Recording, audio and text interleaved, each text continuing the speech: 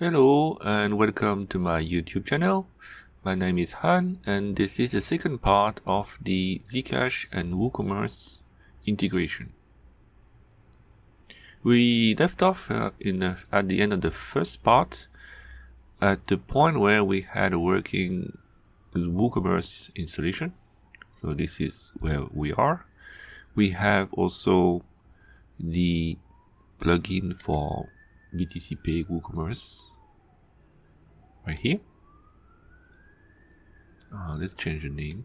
It would be better to have zcash. And we don't have the API token. This is the part we're missing. And other than that, everything is set up. So now we are going to do this btcpay integration. btcpay actually is mainly for Bitcoin, but now it has support for external altcoins. They call it altcoins. So anything that's not Bitcoin is considered altcoin, and the only altcoins are implemented as plugins.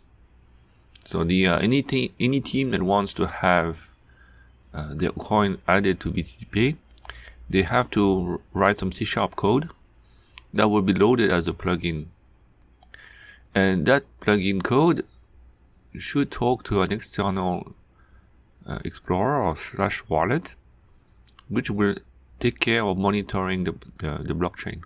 So there's actually two components. We will have btcpay running with some plugin code, and we will have external process which will play the role of wallet / block explorer. In the case of Bitcoin, they also have the same design, except that their block explorer is their own product. It's called NB Explorer. So in our case, it's going to be a program that I wrote called zcash wallet D.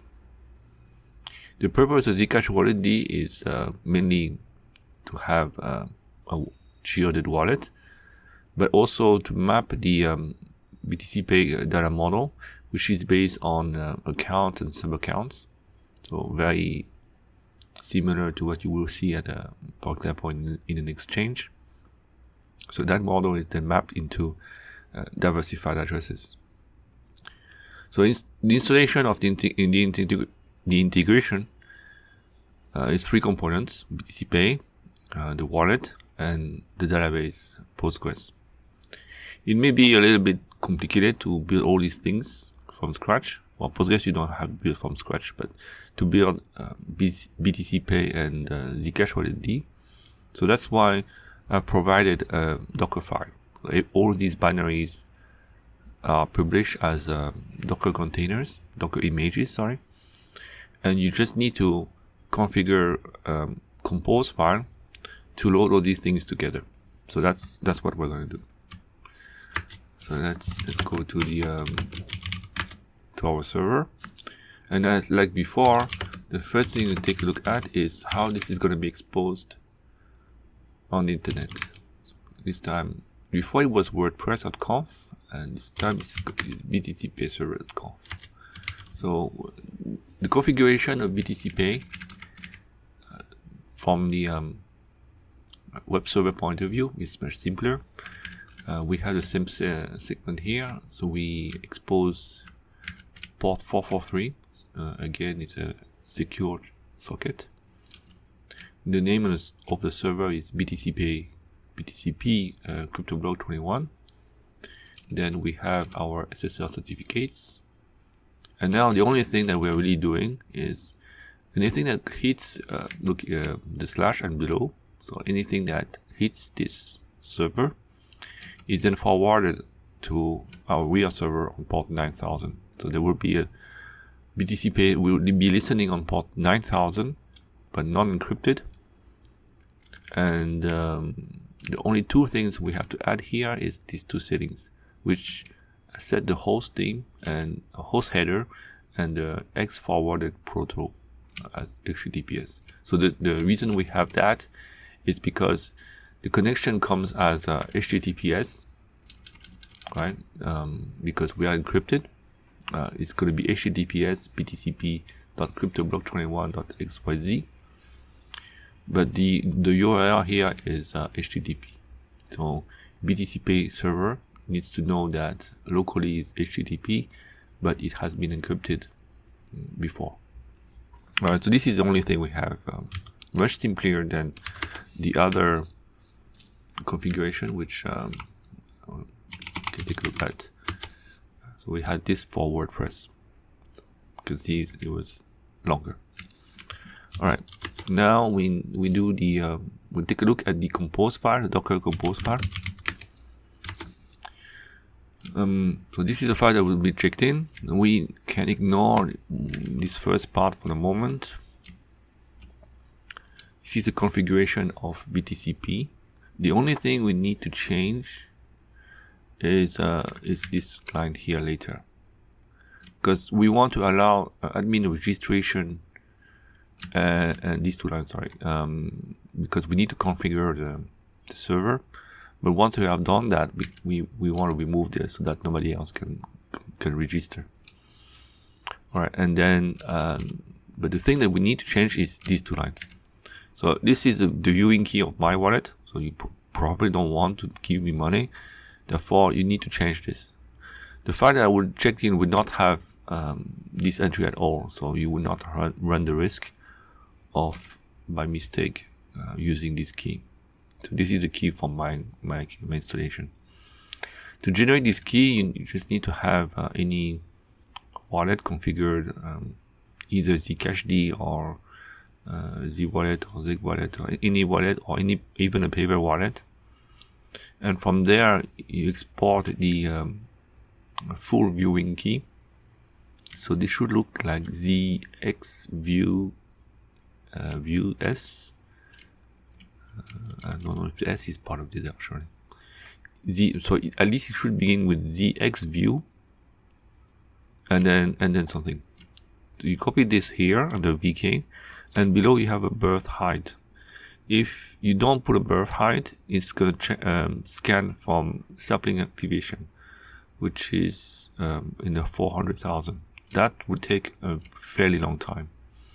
So if your wallet is recent, if you just created a wallet for this integration, I highly recommend that you put this value here, the birth height, to very recent block or the current block, so that the wallet doesn't have to scan much.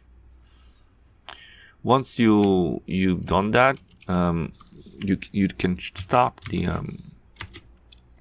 compose file, docker compose, like this, up, and you can see that it has just after a little bit, it has has created the all the components, the server, BTCpay server, and the wallet, and now it's listening. So if for any reason you want to scratch everything and restart, so you can just stop this, but then you have to delete to remove the containers.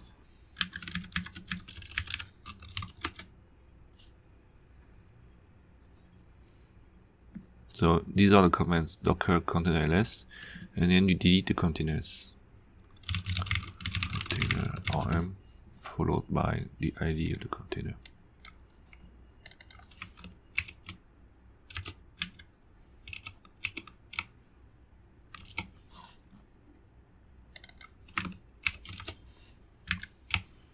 So only do that if you want to remove everything, including your database. And then you also need to delete the volumes.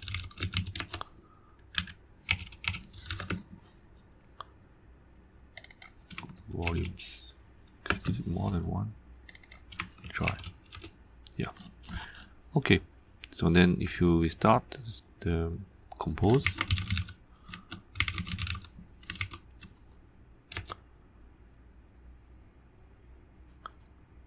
okay, this is really starting from scratch.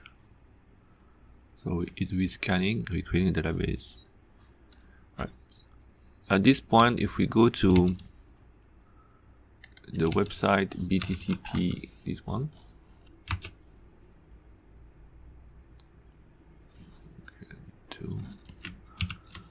I need to do empty cache. Right. We have the creation of the main account. Go to admin. Oh, it's on the valid email address. Admin at gmail.com. Password. Okay, this is our main account. Never, no. And now we need to create a store, and then create. We call it zec. So you can have different stores and then different wallets, but in our case, we only have one. Then this guy, if the integration works, you would have this option here, zcash. You click here, and you just need to enable this. Now it's enable, and we can go to the test app. So we create a test app. Let's call it T because it's a T store. So this app is actually pre-built inside BTCP. And to check that it works, we open the link here and we click on pay on anything. So if everything works, you would have this page where you can pay. And what you need to check here is that the price, one zec here, it should match the current price. So this is fetched from Kraken and then converted into zec. This is $1 guarantee. And that this QR code here is a payment URI for this amount to a diversified address on your viewing key. So this is not going to be the address of your main account, because every time you create a new invoice, it's going to be a new address, a unique address. So you can close this because we're not going to pay that. But this is working, so we can finish the WooCommerce setting by putting here the URL that we had before, btcp.cryptoblock21.xyz, and it generated a URL. We click on this URL, so it creates a new token. So I request a pairing and approve it, and this is the code I need to use. Go back here, put that code and click on pair.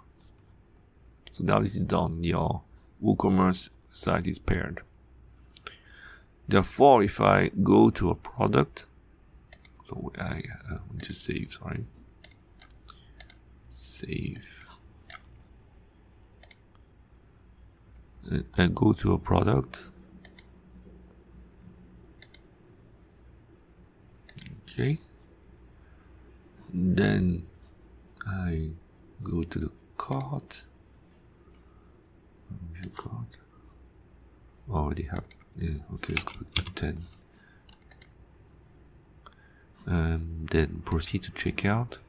So this is the cart I had yesterday, last time, and we couldn't check out because we didn't have the payment method.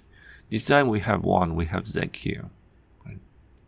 And it says that the customer will be redirected to btcpay to complete the purchase. So proceed to btcpay, and btcpay presents me with the payment URI. So if I pay this, and then I need to wait confirmations, then the invoice will be paid. Then the final thing you want to do, as I said before, is to remove the admin registration and actually disable registration altogether. So we turn this to false and true, and then we start. So you have to stop this before, of course, right? And then we restart the file.